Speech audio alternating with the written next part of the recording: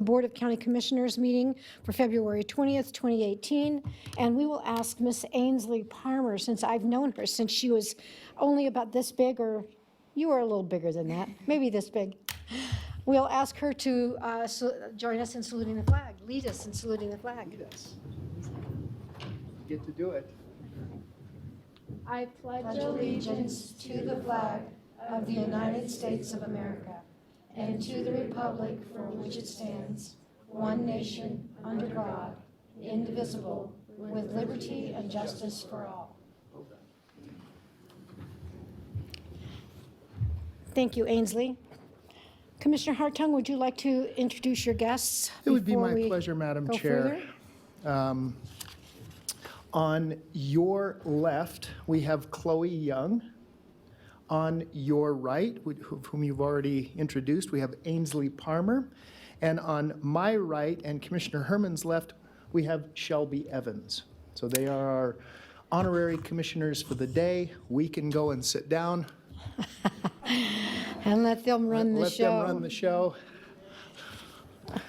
Thank you, Madam Chair. And they are from 4-H. 4-H. They are Yes. 4-H ladies for the day. Good. And they All are here right. because Commissioner Herman has donated some money, which we'll see in just a Yes, short we'll see while. that in just a moment. Yes, ma'am. Thank you, Madam Chair. Okay, with that, we will go to roll call. Thank you, Madam Chair. Marcia Burke-Bigler, Chair. Here? Kitty Jung, Vice Chair, is absent. Bob Lucy is absent. Von Hartung. Present. Jeannie Herman. Assistant County Manager Kate Thomas. Present. Deputy District Attorney David Watts-Vial. Here. I'm Nancy Parent, County Clerk. You have a quorum, Madam Chair. Thank you, Madam Clerk. Kate Thomas, Mrs. Kate Thomas, this is the first time you've sat in as our county manager. It is. I've only been here 7 months, so Welcome. good. Well, Thank you. we're glad to have you here with us this morning, and I suppose you know how things work, so I will turn this over to you for reading the public comment information. thank you, Madam Chair. So this is public comment, and comment heard under this item will be limited to 3 minutes per person and may pertain to matters both on and off the commission agenda. The commission will also hear public comment during an individual action item with comment limited to 3 minutes per person. Comments are to be made to the commission as a whole. Thank you, Ms. Thomas. Appreciate it. Okay, so I have a list, and I will call the first name, Mr. Robert Thomason. Mr. Thomason provided some documents for the record, which I'll distribute to the board. Okay, thank you.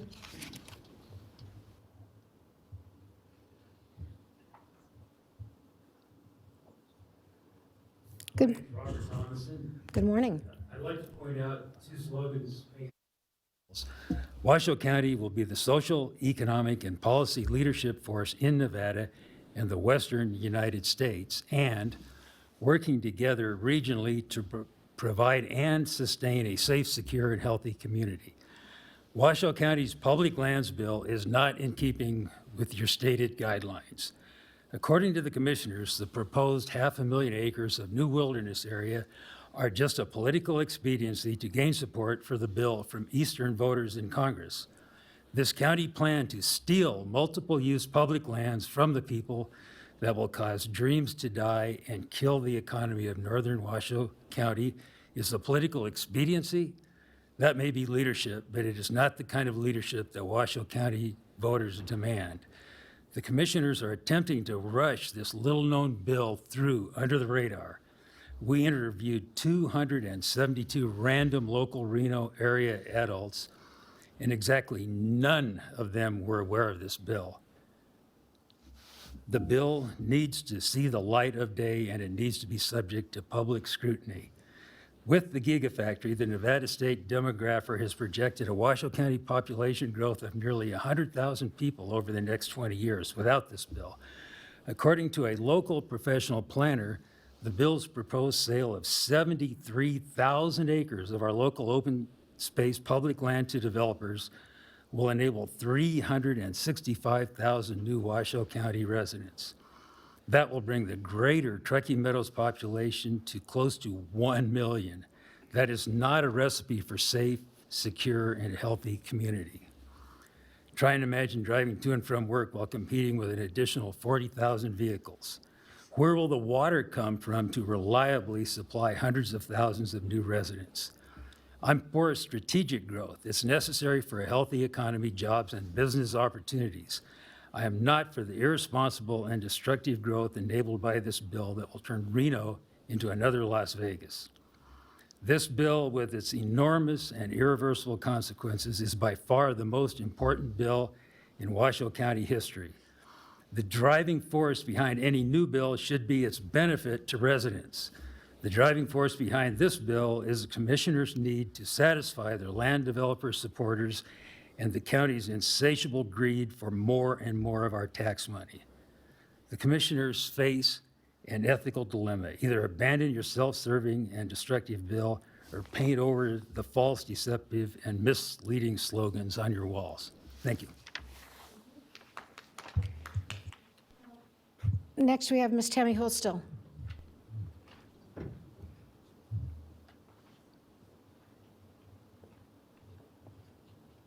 Good morning. Good morning, Commissioners. Tammy Holtstill, Lemon Valley Swan Lake Recovery Committee.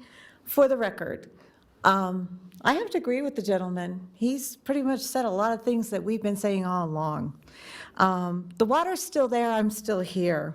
Let's start with, I was very surprised, Monday, there were actually crews hooking up electrical out on the pole on Palace. That's over 7 months, 7 months of no savings. That is just unbelievable. And I imagine it's the same way on Idaho. I did not get down there. I look forward to receiving my requested information regarding the Lemon Valley Reclamation Plant. I had requested it. Ms. Searcy says that she couldn't get it to me in the timely manner that NRS requires, but the deadline is the 23rd, and if I don't, we'll take the next step from there. Sorry I wasn't here last week. Grandchildren, you know, they come first sometimes.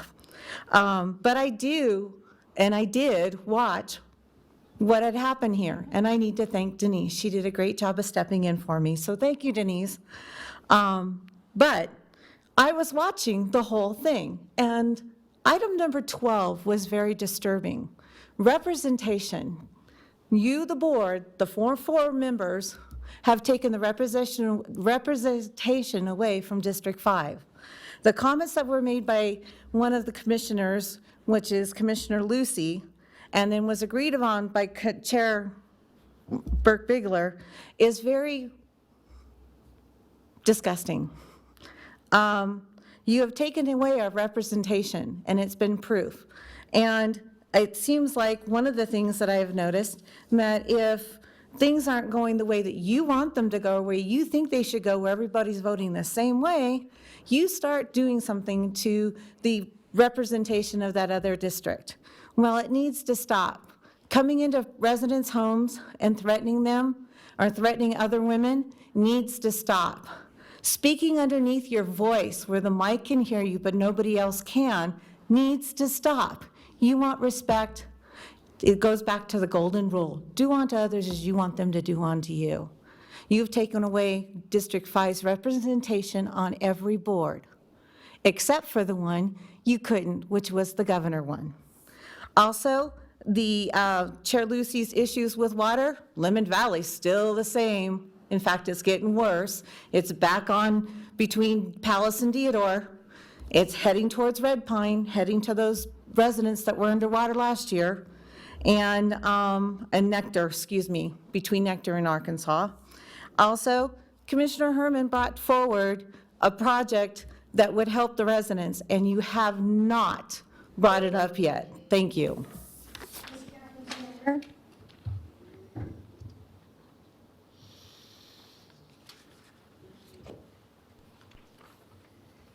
Good morning. For the record, I'm Catherine Snedeker, a non-person, non-resident, unenfranchised, natural woman.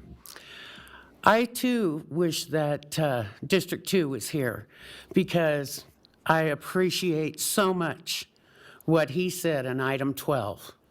He laid it out so clearly that you are acting in a proprietary capacity. You are strictly acting as a corporation, and you want the entire corporate board to vote your way. And when they don't, you throw a temper tantrum. And you take away representation. And you lock her out of meetings. And she doesn't get invited to certain places. And I appreciate you too, District 1, for confirming 100% what Bob Lucy said about it's for the good of the county as a whole. You're not to help the people. That's pretty amazing. Because the only one of you up there who is actually helping the actual men and women who pay their taxes so you can sit up there in all of your godly glory is District 5. And I want to know why you have completely abandoned your fiduciary obligations to the citizens. You have abandoned your fiduciary obligation to take care of the citizens so that your corporate stuff doesn't involve us, because we're not corporations. And every decision you make is a corporate decision for the corporate state of Nevada, just like it says right behind your head. The state of Nevada, NRS 40.083, is a corporation. Now, if you can't manage to fulfill your fiduciary obligations, is it because of ignorance, stupidity, or is it intentional? I'm thinking it's all three. And I think you better change. Because when you act as a corporation, you're a mere individual, a person who can be liable like the guy down the street. You better do your jobs, because the pain will be coming. Thank you. Thank you. I have Mr. Wade Lavery? Lavery. Lavery. Thank you for taking that adjustment.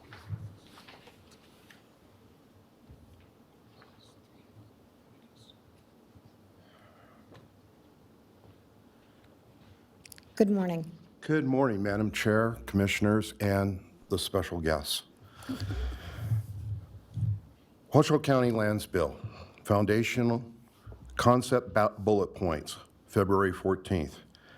I believe that the 15-year evaluation process by BLM and embodied in the 1991 Record of Decision should be the initial basis for determination regarding whether wilderness study areas meet the criteria and qualification for possible wilderness designation.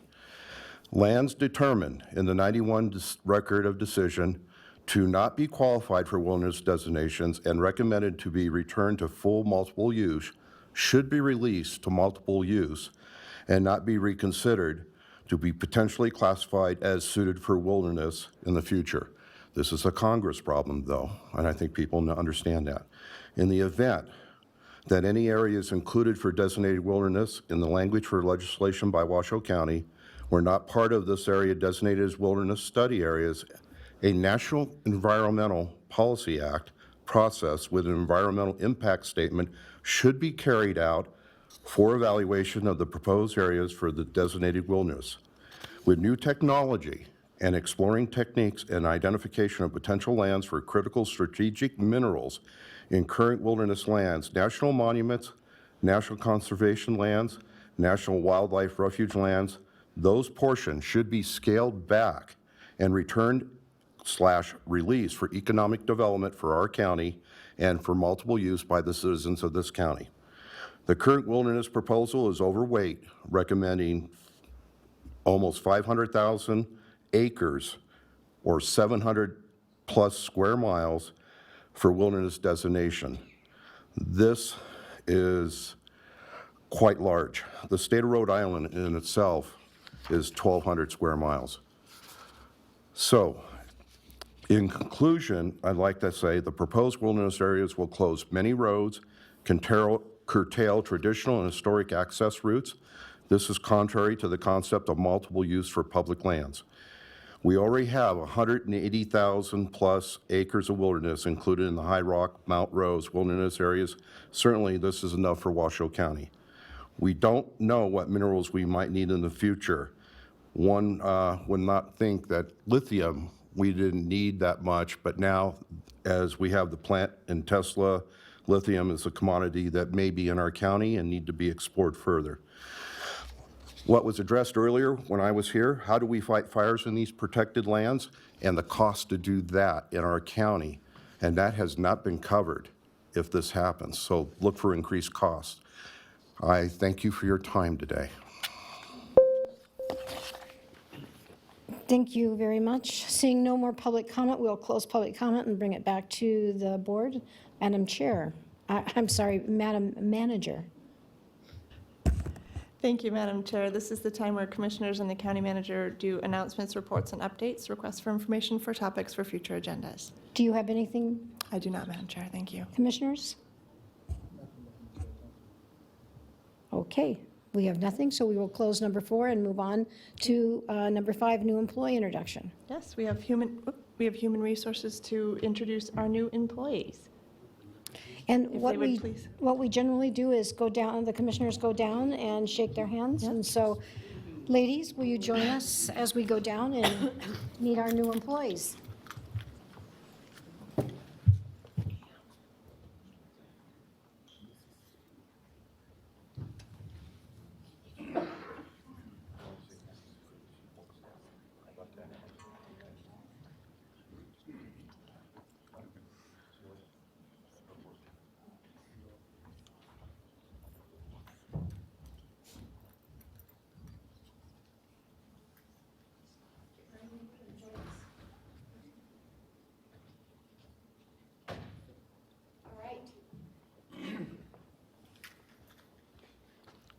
Good morning. My name is Peter Kelly. I'm the new Department System Specialist for the Treasurer's Office.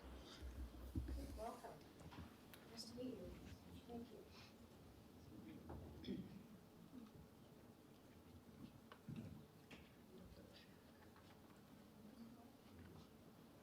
Good morning. My name is Amanda Backley. I'm a family support specialist for the District Attorney's Office Family Division.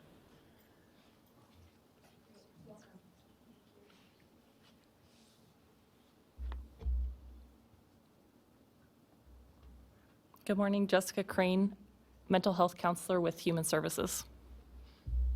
Nice to meet you. Welcome.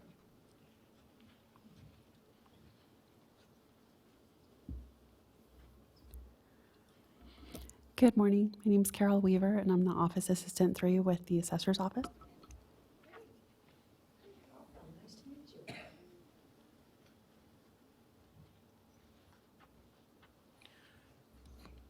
Good morning. Excuse me, I'm Chad Westham, Division Director for Environmental Health at the Washoe County Health District. Interesting. Very busy job these days. Thank you.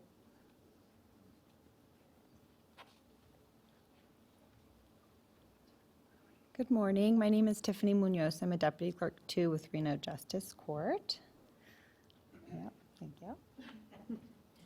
Welcome. Glad to see you.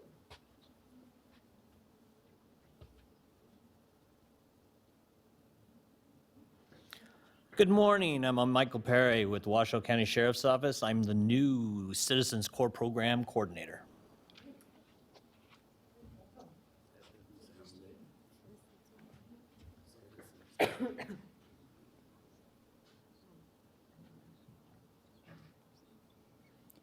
Good morning. My name is Carlos Kovac, and I'm an office support specialist within the Human Services Agency.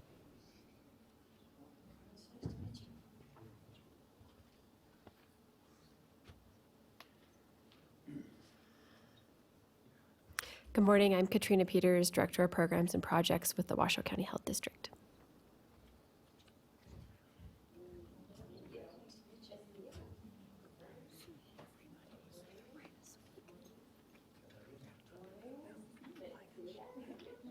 Thank you very much.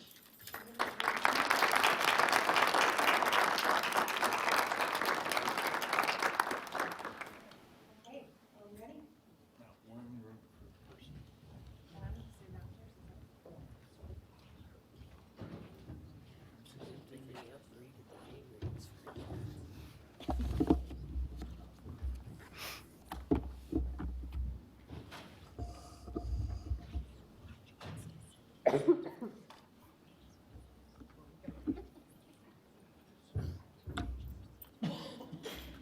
Thank you so much. It's always nice to have the opportunity to meet wonderful new employees. All right. Madam Manager. Thank you, Madam I Chair. love saying that, Madam Manager. Madam Chair, this is the fun part of today's agenda where we recognize excellence in public service. So Washoe County encourages lifelong learning and the professional development of all employees. Administered by the Human Resources Department, Excellence in Public Service is a series of certificate programs designed to support employee development and performance.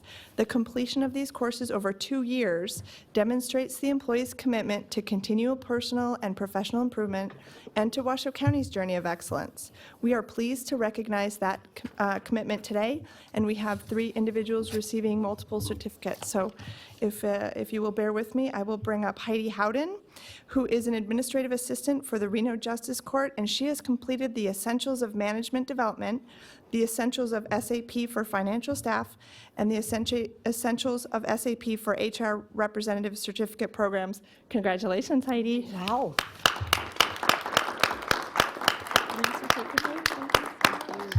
Bringing to the organization.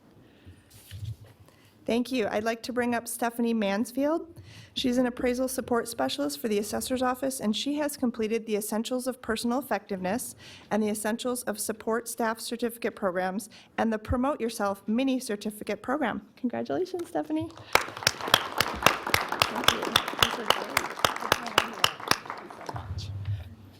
And finally, we'd like to recognize Terry Van Hooser, who is a library assistant too for the library, and she's completed the Essentials of Personal Effectiveness Certificate Program. Congratulations, Terry. Thank you. Thank you, all of you. That's wonderful and so nice to know our employees really are applying themselves and wanting to do more, and we're grateful for you. We couldn't do this job without you. Thank you very much. Wonderful. All right, Madam Manager, we are on to donations. And Commissioner Hartung, would you like to read the donations? I'd be pleased to, Madam Chair. Did you want to introduce it, Madam Manager? Go ahead. You're ready to go. This is the donations where we accept cash donations for the period of July 1, 2007 through December 31st, 2017, and direct the Comptroller's Office to make the appropriate budget amendments. Thank you, Madam Manager. We are going to, I'll draw your attention to item 7A, accept a cash donation in the amount of $25,132.71 for the period of July 1, 2017 through December 31st, 2017. Item 7B is accept a monetary donation to Washoe County Regional Animal Services in the amount of $8,862 received from October 1st, 2017 to December 31st, 2017 to be used for the humane care and treatment of sick and/or injured stray, abandoned, or at-risk animals. It was received an express appreciation for these thoughtful contributions and direct the Comptroller's Office to make the appropriate budget amendment. And then item 7C1 is a donation of 2 buses, estimated value of $3,000 from Amador Stage Lines to the Regional Public Safety Training Center to be used as props for training purposes. Item 7C2 is accept donations of $100 from the Alliance with Washoe County Medical Society, the AWCMS, to the Washoe County Sheriff's Office Search and Rescue Air Squadron Unit, including funds to be used for the purchases of travel, food, and approve the Comptroller's Office, to authorize the Comptroller's Office, rather. And then I think that's all, Madam Chair. We'll do the others shortly. Okay. Commissioners. So do we have any public comment on any of these items? Madam Clerk? Signed in, Madam Chair. All right. Motion thank to you. approve, Madam Chair? We have a motion to approve and a second. All those in favor signify by saying aye. Aye. Aye. Opposed? Motion carries. Madam Manager. Thank you, Madam Chair. We're on the consent item right now. These are for possible action. Commissioners, anybody want to have anything pulled or discuss anything? Oh, ma'am. Motion to approve. Okay, I do think we need to point out on 8B2 that Commissioner Jean Herman, Oh, I'm sorry, Madam Chair. you want to do that? Forgive me. No, you. Okay. Go ahead. Commissioner Jean Herman from District 5 has recommended a $3,000 grant to the Board of Regents to support Washoe County 4-H livestock leaders. Three of our wonderful group and other members are sitting in the audience, and so we appreciate that. She has also authorized a $2,100 grant to the Salvation Army in Reno, Nevada to support the Men's Adult Rehab Program, and a $2,000 grant to the Reno Rodeo Foundation to support Washoe County High School Rodeo, which we heard from last week when they were in last week, and it was great to see all of them, and so we appreciate that. And a $1,000 grant to the Veterans Guest House to support ongoing operations, a $1,000 grant to North Valleys High School to support the Air Force Junior ROTC Training Corps program, and a $1,000 grant to Spanish Springs High School to support the Junior Reserve, again, ROTC program. And we appreciate Commissioner Herman putting those donations from her personal allocated funds, and so thank you very much, Commissioner Herman. Did I get a second to approve the consent? You did, but Madam Chair, if I may draw the attention to 8B1 for special district funds disbursement in the amount of $10,000 Yes. from District 2. Commissioner Lucy recommends $5,000 grant to the Community Services Department to support efforts to reduce speeding on Thomas Creek Road, muchly needed. That's very badly needed. A $3,000 grant to the Friends of Washoe County Library to support the South Valleys Library STEAM-related programs and services, and a $2,000 grant to the Truckee Meadows Fire Protection District to sponsor the Kids Fire Camp. Great. So we appreciate Commissioner Lucy in his absence, who is home helping take care of his brand-new baby girl. So we're very happy to have that. And we have a motion and a second. We have no public comment, correct? Okay. We do have public comment? Okay. I will call public comment at this time. Ms. Sarah Savilicek.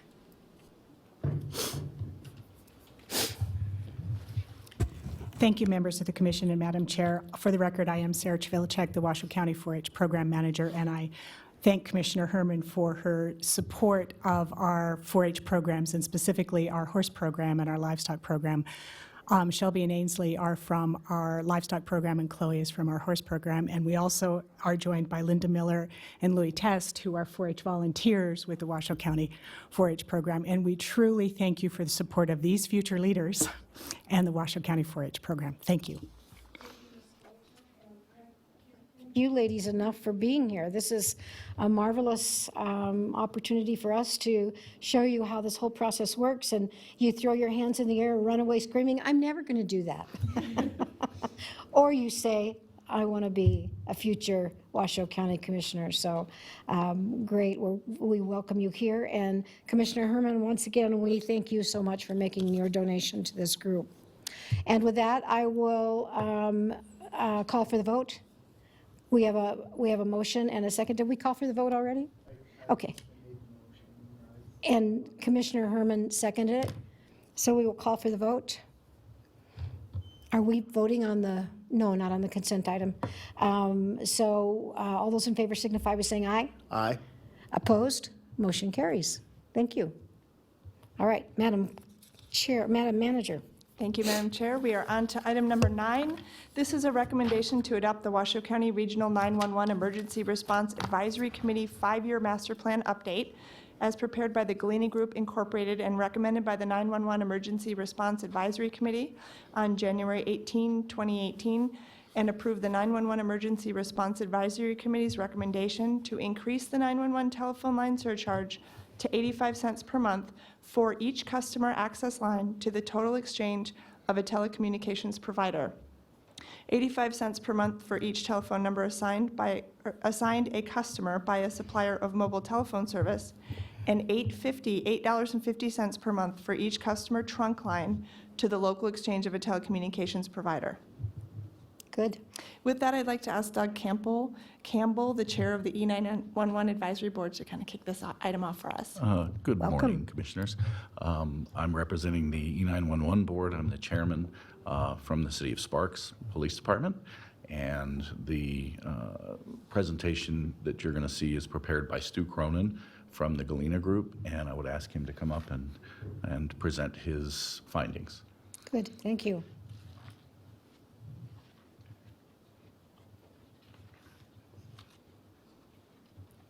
Good morning and welcome. Good morning, I'm Stu Cronin with the Galena Group, and just a little background on that. The Galena Group is a local consulting firm, been here since 1994, primarily working on public safety issues and technology across the country. We do a lot of work and have done over the years a lot of work for the Regional 911 Board and the various agencies here locally. So this is near and dear to me as far as a citizen of the area, and I take it very personally as far as the results of this particular presentation today and the document that we developed. And I'll figure out this, okay. So just a little bit of background, and I'm going to try to move through these slides as quickly as possible. The 5-year master plan is required by statute in Nevada, and we had performed previous versions of that. The first one was done by the Matrix Consulting Group in 2007, 2006, 2007. And that was really called then an Emergency 911 Review and Audit Report. And in 2013, we performed this, and this is an update of the 2013 report that was accomplished at that time, master plan that was accomplished at that time. What had occurred in the last year was the addition of the requirement, I should say, by SB 176 to include body-worn cameras, and also allowed for the funding of vehicle cameras for the police departments. And we'll get into that a little bit. So that really changed the makeup and the funding issues and a lot of the responsibilities for the 911 Board. This was the structure of our document this time because of the addition of the body-worn camera portion of it. And so we did two separate, really, master plans because they're really separate animals, 911 and body-worn cameras. And we then did, and I think probably the area you'll be most interested in, how did we arrive at this 85 cents determination and so forth, at least as our first version of this. The authority of the committee changed slightly with, not slightly, it changed significantly really with the introduction of SB 176 this year. It modified many aspects of the authority of the committee and included the allowable expenditures, including the allowable expenditures. Together with the change to Chapter 65 of the Washoe County Code, it expands the definition of allowable expenditures under the auspices of you, the BCC. So with that, the Washoe County Board of Commissioners amended Chapter 65 recently, and powers and duties of the 911 Advisory Committee. And that was to meet the requirements under SB 176. New definition of the committee includes certain law enforcement personnel, including the chief law enforcement officer or designee from the county sheriff, police departments within the county and department, division of municipal or municipal court of the city or town that employs marshals within the county would be now included in the 911 board, which previously that definition didn't exist. So the makeup was changed. Also, just as a background, the master plan has been required all along by statute, and it must include an estimate of costs, and it can be revised on a yearly basis, and it should probably now, especially with the new requirements that we really haven't had before, should be reviewed on an annual basis to determine how it's headed. If necessary, the plan could be updated. If you have any questions, let me know as we're going along through this. Just really quickly go through the makeup of the document itself, we talked about the authority of the committee, the accomplishments of the committee in the document over the last 5 years. We talk about a mission statement and a vision statement, analysis of activity on the recommendations that were previously presented.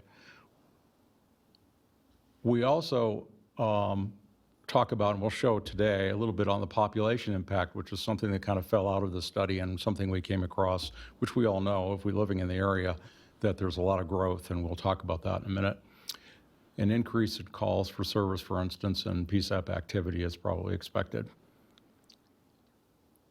We go through in the document a fairly extensive interpretation of what the effect of SB 176 and the changes to the current NRS code would be. So if you're interested in that part of it, please delve into the document. And I'm not going to bore you with that today, but you know, it's fairly extensive as far as the changes are concerned, allowable expenditures and so forth. We talk quite a bit about the body-worn portion, and that's that portion of the document that we showed up there.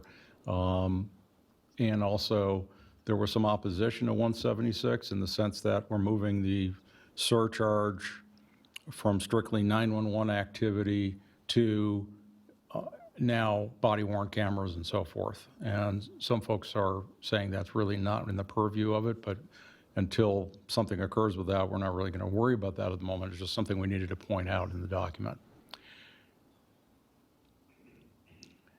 Cost estimate for the 5-year, and this is the area that we'll probably focus on the most in just a minute, and that is the cost estimate of the 5-year master plan for 911 enhancements in purchasing and maintaining portable and vehicular event recording devices, those body-worn cameras and cameras in the cars. And we'll talk about the basis of the costs presented, and then we'll talk about the numbers and recommendations that we provided in the document. We looked at, just because of the way it fell out, we looked at 75, 80, and 85 cents a line, and we make a recommendation on that. And that's because of costs, and we'll get into that in a second. One of the things, as I mentioned, that fell out of this was the fact that there's growth. And this came from the state demographer, Nevada Department of Taxation, and I'm sure we could come up with about 15 other sources too to show that there's growth in the state. This is Washoe County projected population to 2026. It might even be a little bit conservative on based on the building I'm saying in my area. So, and the meeting you had earlier and so forth, we're talking about potentially a lot of growth. And of course, that growth would be a positive on the revenue side, perhaps, because we're going to have more cell phones and more people installing lines and so forth. Not sure it'll keep up with the demand that we need, but that is a potential on the positive side. This is the current growth that was occurring that we show for lines reported, that these are lines that we charge against, so, or should be charging against. So as you can see, there's been a jump up from 15 through 17, and we expect that to continue quite a bit. And that's the actual number we use today in 17, or as of 17. In that, not an exact one-for-one, but we are seeing an increase in calls for service and in other calls, and that was something we just wanted to point out. It isn't across the board, but it's a trend that we do see. And so the expectation there is that we'll probably, over the next 3 to 5 years, start looking at adding positions, and we're going to have to deal with room in the PSAPs and, you know, the public safety answering points, and also other things that affect technology requiring us to meet the newer demand, more people probably. The basis of the cost presented, and I do want to spend a second on this because I want you to know the numbers that you're about to see, where they come from. And that is the 911 related costs are a compilation of the existing costs that we have today, and I used the existing budgets for 911, plus new hardware, software maintenance, and other projected expenses as presented by the management of the agencies. Went to them, we had several meetings each, asked them for those numbers. They had a number of opportunities to present that.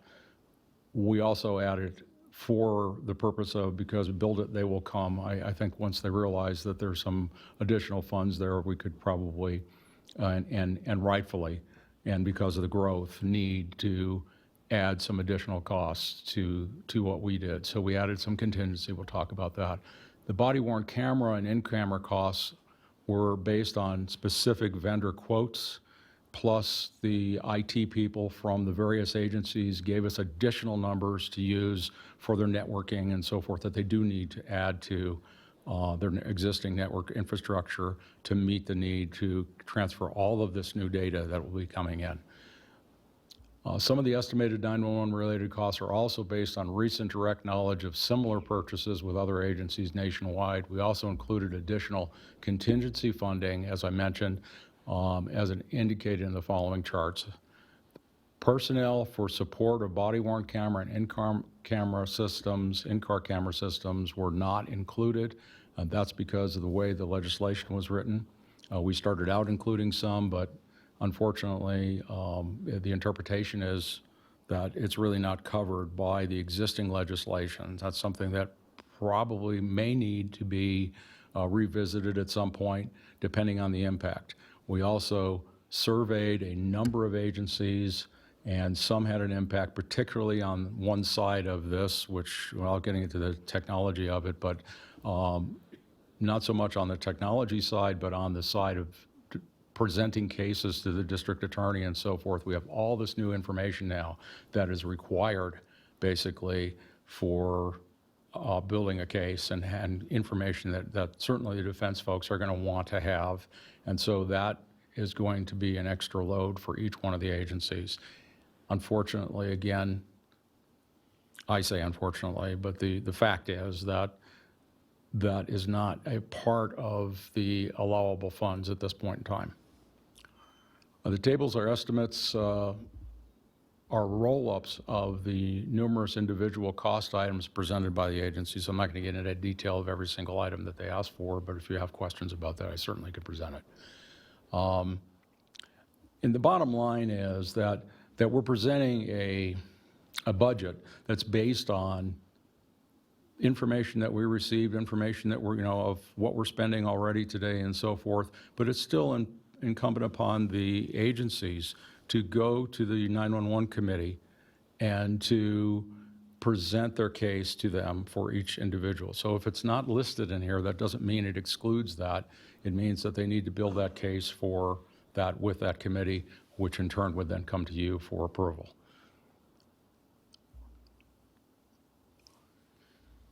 So I'm breaking this down into the two sections, which would be 911 and body-worn cameras. And the first is basically over 5 years, the need is for about $14 million over 5 years. And so we use that as the basis. And this again includes the existing costs as the top line there, items as presented by the various PSAPs and their support groups like their IT folks to us. We went over this in the 911 committee meeting at great detail, and basically this is what was presented and what was used as a basis of the 911 side of this. On the event recorder side, and I'm calling them event recorders, same as body-worn cameras and in-car cameras, just the terminology is the same. And event recorder is a phrase that was used in SB 176, so that's why I use it here. That came to $7 million over 5 years, and those were the vendors' contract pricing plus a bunch of items that were included on the IT side, again, for the network and so forth and other things. Will they come up with some other things? Probably, and that's why we also added a 10% contingency for the camera costs in there across the board every year. So this is a roll-up of that, and what we came up with was $20 million, $21 million over 5 years required to meet the existing costs for 911, the projected costs for 911, and the body-worn and in-vehicle cameras. So what we did was look at, okay, here's the lines that we have today that we can charge against, and here is the over 5-year really projection of what we're talking about. And this is cumulative totals in the orangish color there in the middle.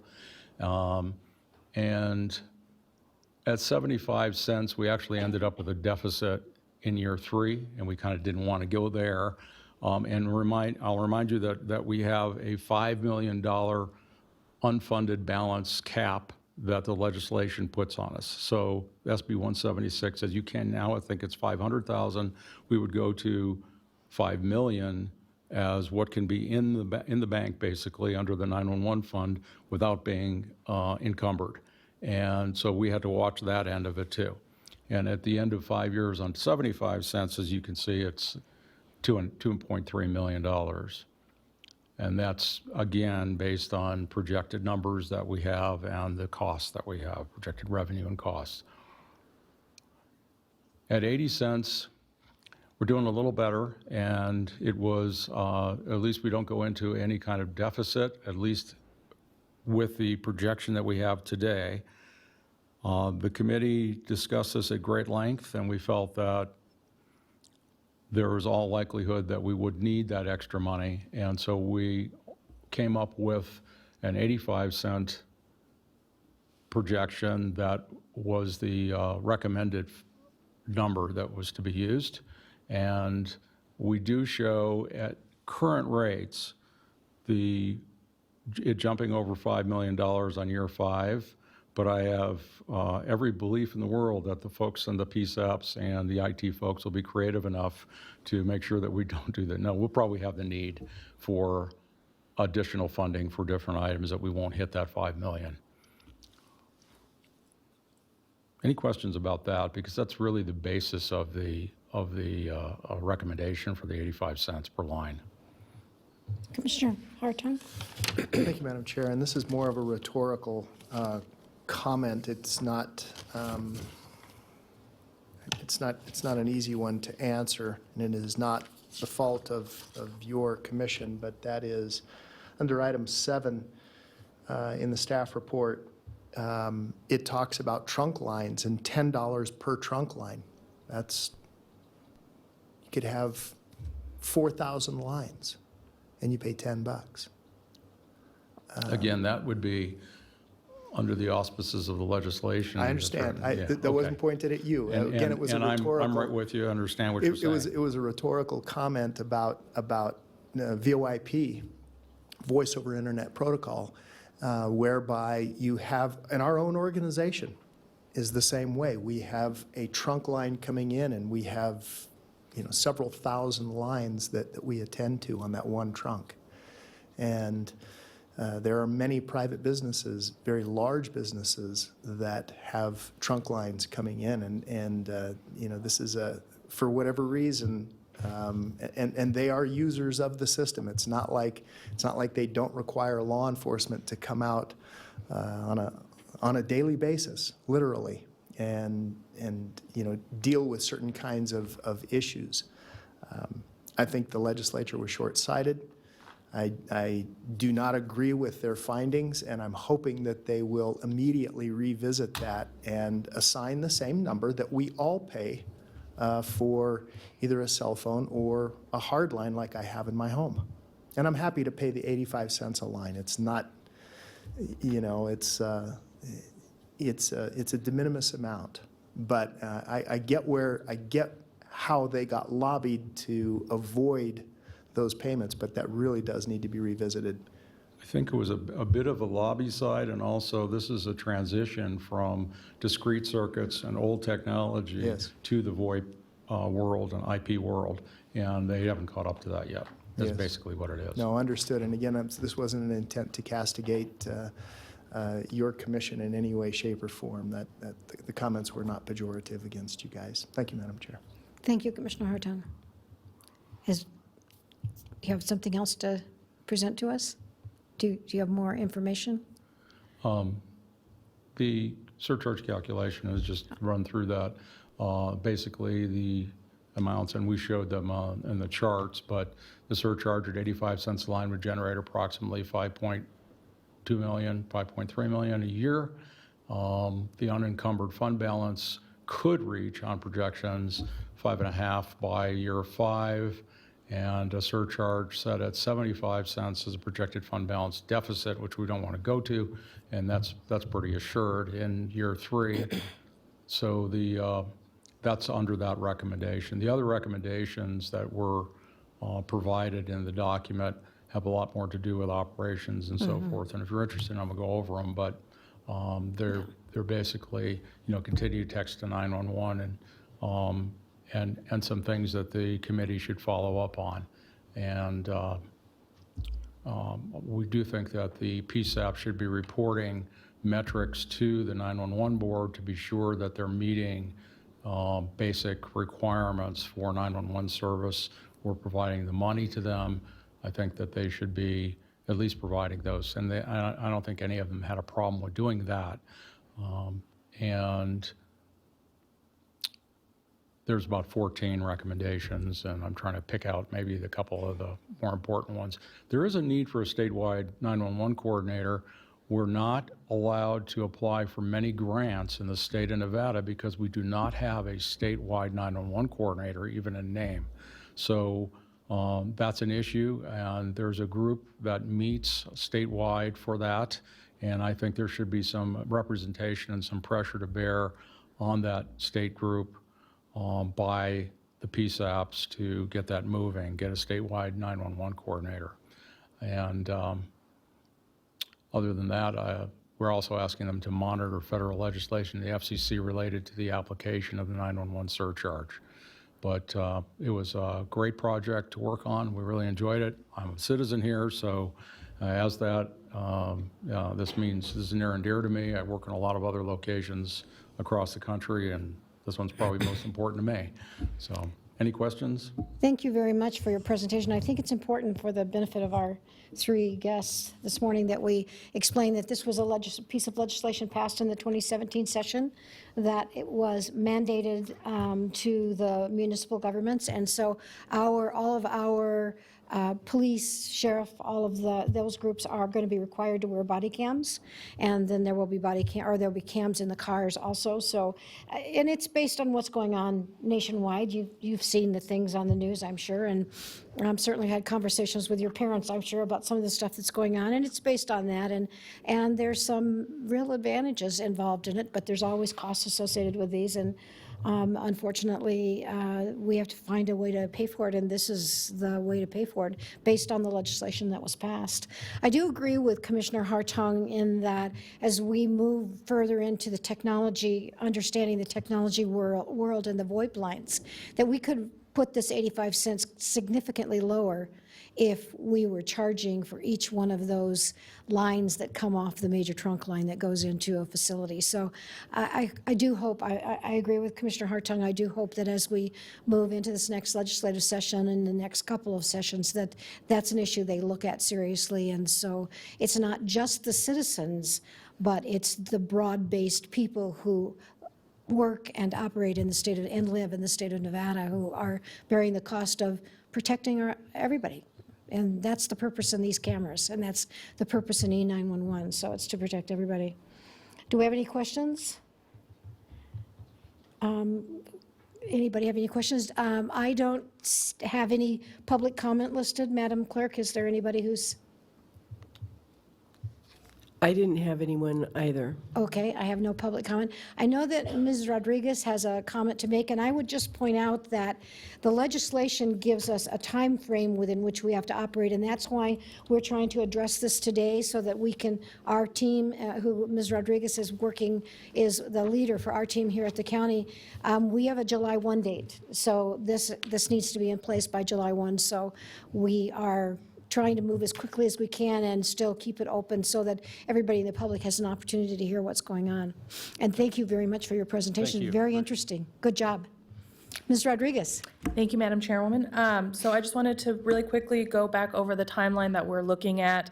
As the Chairwoman stated, the body cams are mandated by July 1 for all agencies.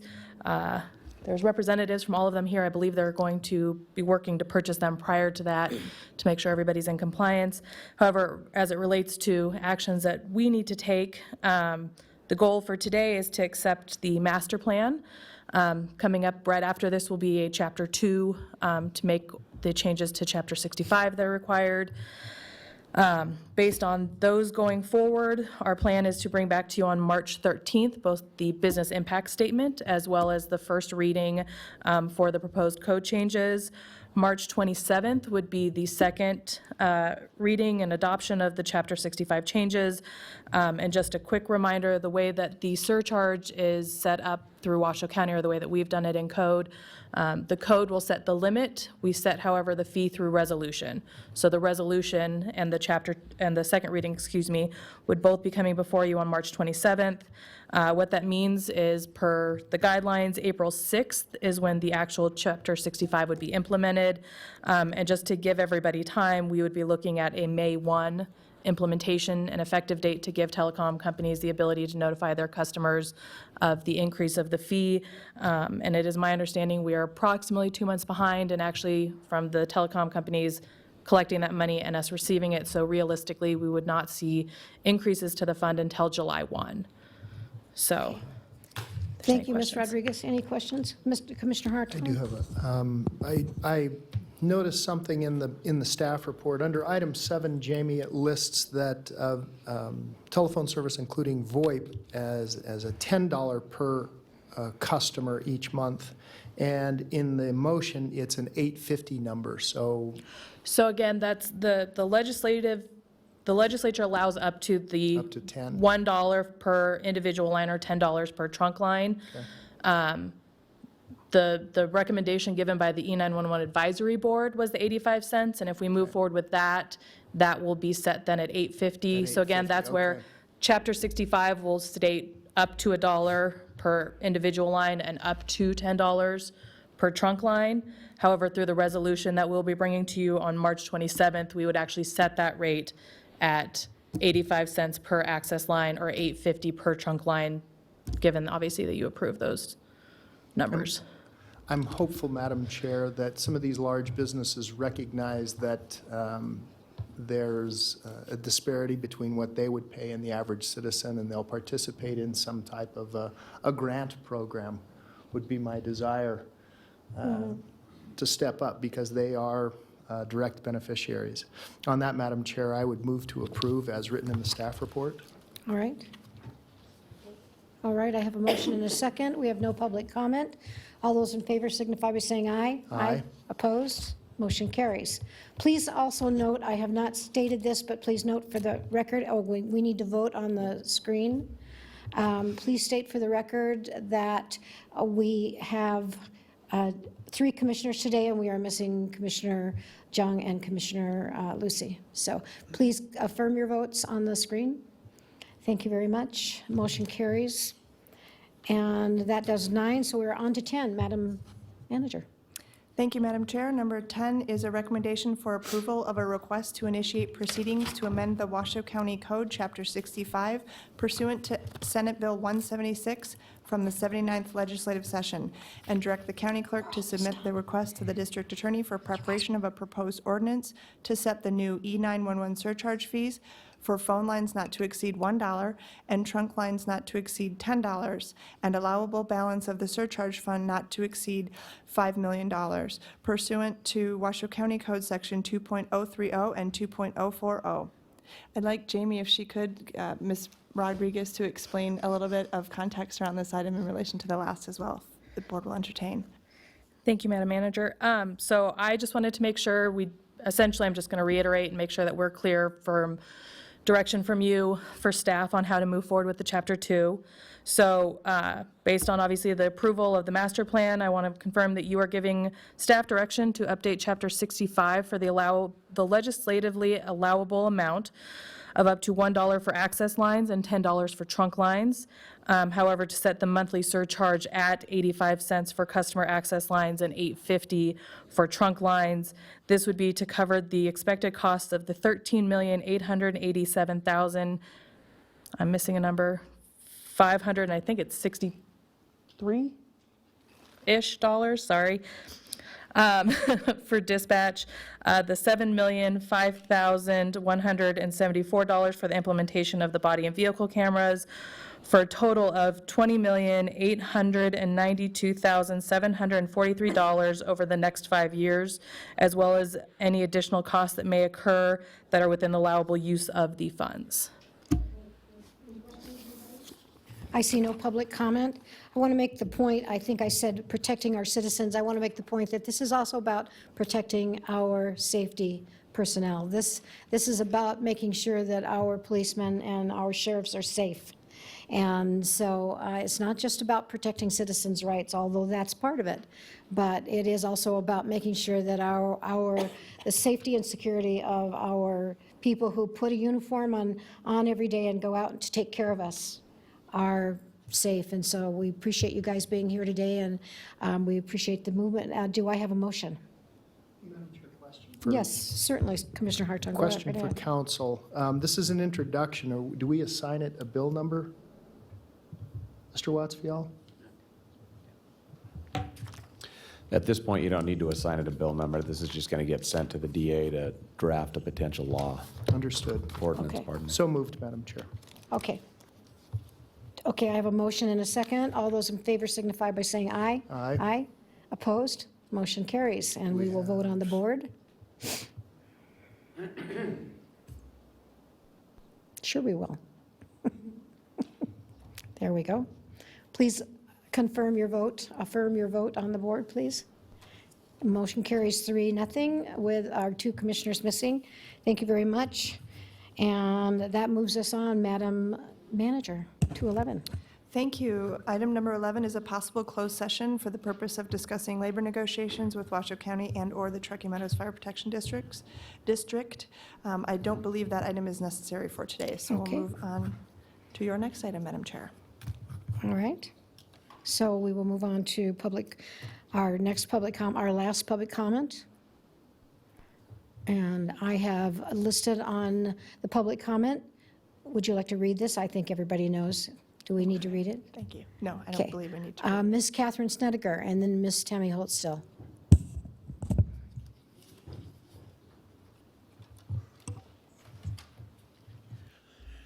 For the record, my name is Catherine Snedeker. I'm a non-person, non-resident, unenfranchised, natural woman, human being.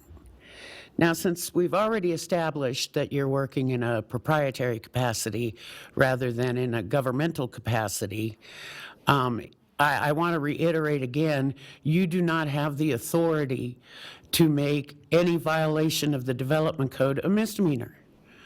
Because if you did, it would say in the statutes that any violation of the Washoe County Development Code is a misdemeanor, just like it says any violation of the Tahoe Regional Planning Agency regulations is a misdemeanor.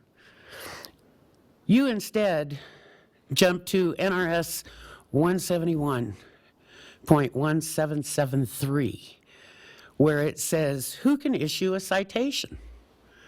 And it talks about code enforcement officers and park rangers and garbage officials and those kind of people can issue a misdemeanor citation. Washoe County can't, because the operation for that would be in the NRS 278 planning and zoning area, the exact same place where it is for the Tahoe Regional Planning Agency. And since you have not given the code from the statute or the revised statute that gives you the authority to make any violation of the Development Code a misdemeanor, you cannot use NRS 171 to issue a misdemeanor citation. Tahoe Regional Planning Agency can, Washoe County can't. This furthers the fraud. You're acting as a corporation. Corporations cannot make law. Washoe County acts like a state within a state. We don't have to follow the statutes. We just do what we want to do. And it's really sad, because it's the people who put their trust in you that you have abandoned that suffer. Forget your corporate benefactors. It's the people who suffer. Thank you.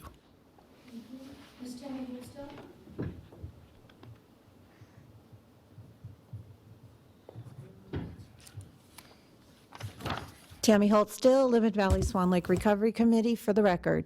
Back to what I was talking about earlier, some of the other things that we have noticed as residents. If it hadn't have been for the residents contacting legislature last year or the year before, whatever that was, regarding trying to pull District 5 off of the board, that just shows more intent by this board, by the commissioners other than District 5, and I think it needs to stop. The residents are noticing it. The residents are paying attention. You're taking away our voice. It is time to stop throwing your weight around and do the right things. Keep everybody's voice in the mix. The only thing that you have left for us in our district, and because you couldn't do anything about it, was regional and what the governor decided that district needed to be on. Other than that, you have made her alternates, and alternates don't have the opportunity to be involved and to vote. If it was based upon District 2's Commissioner Lucy's speech the other day that you guys worked together, we know that is not true. We've seen it. We've seen how you work against the people. You go for what you think is right. Doesn't matter what the rest of the residents in the county have to say. So it's time to look at your representation and how you're representing us, the people. If there was a way to vote for, and I think maybe it's something that should be looked at, maybe the county commission, instead of having districts, that only that district can vote for the representation, maybe it's time that there be a total change. Maybe it's time that Washoe County votes for all of its representation all at one time, so that we don't have different sanctions within the whole thing, and only certain things are taken care of and others are left behind. Lemon Valley and over at Silver Lake have been underwater, have had to deal with water, and have had major water issues for a very long time now. I think I remember bringing in cupcakes in an anniversary of the first time I was here to speak, and those did not get distributed to my commissioner, which I made specifically for her and the rest of you, and they were not given out. So I'm not impressed with what's happening in this board. I don't like the disrespect, and it's time for you guys to start working together, as you so-called say you are, for the people and not for yourselves. Thank you. I have no more public comment, so I will close public comment and bring it back to the board. And that brings us to number 13, Madam Manager.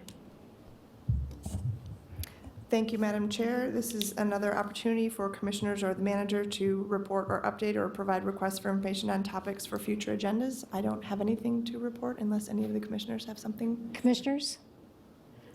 Okay, we will close 13, and I believe then we are adjourned.